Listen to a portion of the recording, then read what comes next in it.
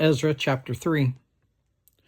When the 7th month came and the Israelites had settled into their towns, the people assembled together as one in Jerusalem.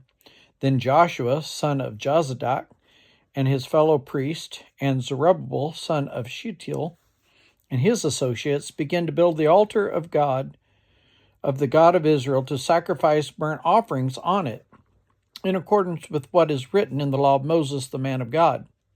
Despite their fear of the peoples around them, they built the altar on its foundation and sacrificed burnt offerings on it to the Lord, both the morning and evening sacrifices.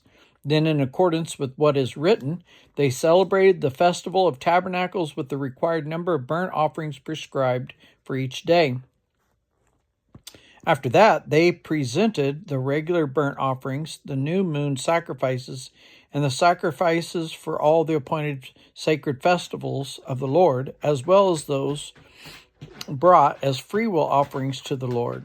On the first day of the 7th month, they began to offer burnt offerings to the Lord through the foundation of the Lord's temple, though the foundation of the Lord's temple had not yet been laid. Then they gave money to the masons and carpenters, and gave food and drink and olive oil to the people of Sidon and Tyre, so that they would bring cedar logs by sea from Lebanon to Joppa, as authorized by Cyrus, king of Persia. In the 2nd month, the 2nd year after their arrival at the house of God in Jerusalem, Zerubbabel, son of Shealtiel, Joshua, son of Jozadak, and the rest of the people and the priests and the Levites and all who had returned from captivity to Jerusalem began the work. They appointed Levites 20 years old and older to supervise the building of the house of the Lord, Joshua and his sons and brothers, and Kadmiel and his sons, descendants of Hodaviah, and the sons of Henadad and their sons and brothers, all Levites, joined together in supervising those working on the house of God.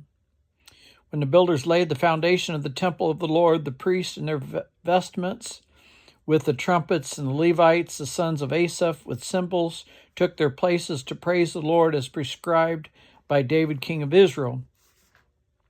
With praise and thanksgiving they sang to the Lord.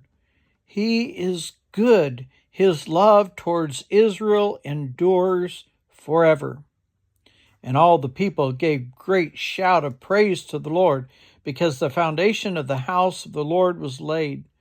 But many of the older priests and Levites and family heads who had seen the former temple wept aloud when they saw the foundation of this temple being laid, while many others shouted for joy. No one could distinguish the sound of the shouts of joy from the sound of weeping, because the people made so much noise, and the sound was heard far away.